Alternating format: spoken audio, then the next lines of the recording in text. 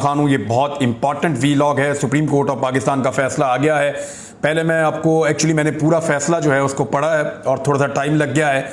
ये बड़ा तफसीली फैसला है और इसमें बहुत सारे सवालों के जवाब मिल गए हैं। बहुत सारा प्रोपेगेंडा जो किया गया उन सब का तोड़ इस फैसले में निकला है।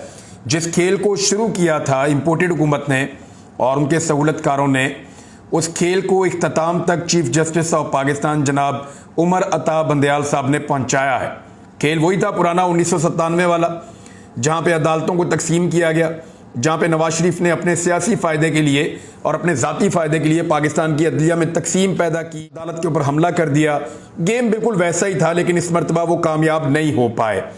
कामयाब क्यों नहीं हो पाए ये मैं आपको आगे चलकर बताता हूं, लेकिन कुछ चीज़ें पहले फैसले के बारे में। इलेक्शन कमीशन ऑफ पाकिस्तान का फैसला कलअदम करार दे दिया। यानी इलेक्शन कमीशन ऑफ पाकिस्तान ने 22 तारीख को रमज़ान मुबारक से पहले एक फैसला दिया था। उन्होंने कहा था कि इंतखाबात 8 अक्टूबर को होंगे, उससे पहले इंतखाबात नहीं करवाए जा सकते। ये फैसला देते हुए उन्होंने चंद वजूहात बयान की थी, लेकिन सुप्रीम कोर्ट ऑफ पाकिस्तान में यह मसला चला गया। सुप्रीम कोर्ट ऑफ पाकिस्तान इससे पहले यह फैसला दे चुकी है कि निगरान हुकूमतें बनने के बाद अगर असम्बलियां तोड़ी गई हैं तो 90 दिन के अंदर इंतखाबात करवाए जाएंगे। और उसकी बुनियाद के ऊपर सदर पाकिस्तान ने इलेक्शन कमीशन के साथ बात करते हुए 30 अप्रैल की तारीख दी थी। इलेक्शन कमीशन ऑफ पाकिस्तान ने बाद में हुकूमत के साथ गठजोड़ करते हुए 30 अप्रैल की तारीख जो है वो ख़त्म कर दी और 8 अक्टूबर तक इलेक्शन ले जाने का फैसला किया गया। अब सुप्रीम कोर्ट ऑफ पाकिस्तान ने इस मामले के ऊपर एक फैसला जारी किया है। फैसला अभी तफसीली नहीं है, तफसीली फैसला आएगा तो और बहुत सारी चीज़ें खुल जाएंगी, लेकिन इस मुख्तसर फैसले के सफहात पर वो तमाम इबहाम दूर हो रहे हैं जो पाकिस्तान में पैदा करने की कोशिश की गई। सबसे पहले फैसला देखें। फैसला ये कह रहा है, सुप्रीम कोर्ट ने जो महफूज किया हुआ फैसला था वो सुना दिया है।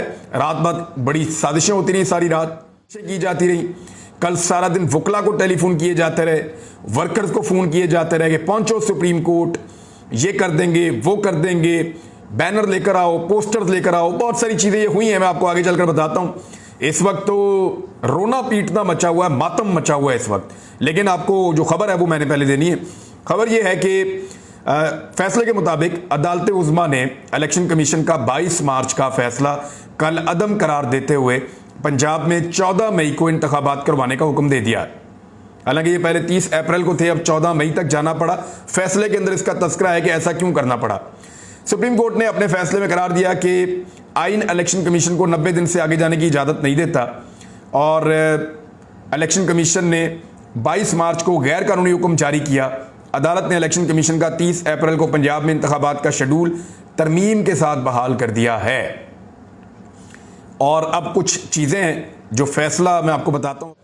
सबसे पहले तो ये कहा गया कि गैर आइनी और दायरा इख्तियार से बाहर है जो इलेक्शन कमीशन ऑफ पाकिस्तान ने किया, और ये गैर कानूनी करार दिया गया है सुप्रीम कोर्ट ऑफ पाकिस्तान की जानिब से, और इलेक्शन कमीशन के फैसले को मनसूख कर दिया गया है। ना ही आइन और ना ही कानून कमीशन को ये इख्तियार देता है कि वो इलेक्शंस की तारीख को 90 दिन की मुद्दत से आगे बढ़ा सकें, जैसा कि आइन के आर्टिकल 224(2) में दिया गया है। एक तो ये पॉइंट क्लियर हो गया। दूसरा, इलेक्शन कमीशन ऑफ पाकिस्तान ने कहा कि जो शेड्यूल दिया गया था इलेक्शन के हवाले से पंजाब में वो दुरुस्त है और उसको बहाल किया जाता है, लेकिन चंद नागुज़ीर वजूहात की बिना पर तरमीम के साथ बहाल किया जाता है। अब तरमीम की वजह जो है वो आगे जाके अदालत ने बताई है कि नोटिफाई जब किया गया था इलेक्शन को तो पूरा एक शेड्यूल मौजूद था, पूरा एक प्रोग्राम मौजूद था। मुअत्तल करने की वजह से जो 13 दिन गुजरे हैं इनमें शेड्यूल मुतासिर हो गया है, लिहाजा अब इस इलेक्शन को आगे ले जाना पड़ेगा। तो ये इलेक्शन अब 14 मई तक चला गया है। इलेक्शन कमीशन का हुक्म गैर कानूनी तौर पर इंतखाबी प्रोग्राम से दस्तबरदार होने का है। इस तरह बकिया मराहिल पर अमल दरामद नहीं हो सका। इस दौरान कमीशन की जानिब से गैर कानूनी होने की वजह से 13 दिन ज़ाया हो गए हैं। ये सुप्रीम कोर्ट ऑफ पाकिस्तान के फैसले में लिखा है। उसके बाद लिखा है कि अब मरहलावार जो सिलसिला उसको आगे बढ़ाना पड़ेगा और इसके मुताबिक इंतखाबी प्रोग्राम में तरमीम की जानी चाहिए। हम हिचकिचाहट के साथ, यानी हेजिटेशन तो थी क्योंकि 90 दिन से आगे जा रहा है, लेकिन फिर भी क्योंकि इलेक्शन करवाना है, उसका एक प्रोसीजर है, उसको फॉलो करना है, तो इस नतीजे पर पहुंचे हैं। लेकिन इलेक्शन कमीशन ऑर्डर की वजह से पैदा होने वाली सूरत की वजह से इसे नागुज़ीर समझते हैं। लिहाजा इंतखाबी प्रोग्राम के जो मराहिल हैं, मराहिल नंबर 6 से लेकर 11 तक, इसके सिलसिले में नज़रसानी शुदा एक नया शेड्यूल जारी किया गया है। इसके अंदर अब होगा क्या? इसमें होगा ये कि 10/4/2023 तक जो है वो अपील दायर करने की एक तारीख होगी। फिर इसके अंदर मुख्तलिफ चीज़ें हैं, यानी उम्मीदवारों की नज़रसानी शुदा फ़हरिस्त की इशाअत की जाएगी 18/4/2023 तक। उम्मीदवार कागजात वापस लेने के लिए जो है वो 19/4/2023 तक। फिर 20/4/2023 तक इंतखाबी निशान जो है वो अलॉट किए जाएंगे। पोलिंग का दिन जो है वो 14/5/2023। अब सुप्रीम कोर्ट ऑफ पाकिस्तान ने बाकायदा स्टैंप कर दिया है कि 16/5/2023 को इंतखाबात होंगे। कुछ और सवाल जो उठाए गए जरा उनके जवाब भी आप सुन लें। पोलिंग डे पर फोर्स को मुंतकिल किया जाना चाहिए और फंड्स का मामला था। इस मामले में कुछ अहकाम जारी किए हैं सुप्रीम कोर्ट ऑफ पाकिस्तान ने, और उसमें यह बताया गया है कि मखसूस सवालात पर कमीशन वाज़े तौर पर यह दावा करता है कि उसे वफाक की जानिब से जो है वो सपोर्ट नहीं मिल रही, अदा नहीं कर रहा, सिक्योरिटी नहीं मिल रही, फंड नहीं मिल रहे, ये वो चीज़ें हैं।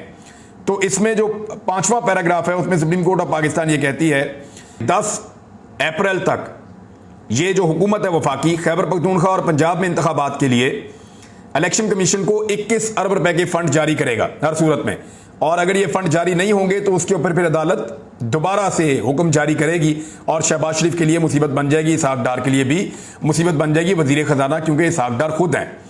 सिक्योरिटी के हवाले से 6ठे पैराग्राफ के अंदर तस्करा है और उसमें यह कहा गया कि चीफ सेक्रेटरी और IG पुलिस जो मौजूद हैं वो फौरी तौर पर इस प्रोसेस का हिस्सा बनेंगे और इस हिफाजती मकसद के लिए जितनी भी फोर्स फ्राहम करनी होगी वो फ्राहम करेंगे। अहकाम जारी किए गए हैं 7वें पैराग्राफ में कि इसके अंदर रेंजर्स, फौज, पुलिस और बाकी जो इदारे 7वें 8वें पैराग्राफ के अंदर ये चीज़ें हैं जिनकी भी ज़रूरत होगी वो सारे के सारे वफाकी हुकूमत की जिम्मेदारी है प्रोवाइड करना, और चाहे वो मुसल्लह फ़ौज है, 7वें पैराग्राफ में है मुसल्लह फ़ौज हैं, रेंजर्स है, फ्रंटियर कांस्टेबलरी है, जिसको भी करना है वो सिक्योरिटी जो है फ्राहम करना वफाकी हुकूमत की जिम्मेदारी है, उनको ये देनी पड़ेगी। एक और चीज़ जो है वो जो उठाई गई बार बार में कि ये 3-4 का फैसला था, 2-3 का फैसला नहीं है, तो सुप्रीम कोर्ट ऑफ पाकिस्तान ने इसको बड़ा क्लियर कर दिया। उन्होंने कहा जी बिल्कुल ये 5 रुकनी बेंच था और इसमें अक्सरियत से एक फैसला हुआ था। 3 जजेस जस्टिस उमर अता बंदयाल, मुनीब अख्तर और मोहम्मद अली मजहर इसके हक में थे। 2 जजेस सैयद मंसूर अली शाह और जमाल खान मंदोखेल, उनका इससे इख्तलाफ था, लिहाजा ये फैसला बड़ा क्लियर है। वो 4-3 वाला मामला भी सुप्रीम कोर्ट ऑफ पाकिस्तान ने लपेट के ख़त्म कर दिया।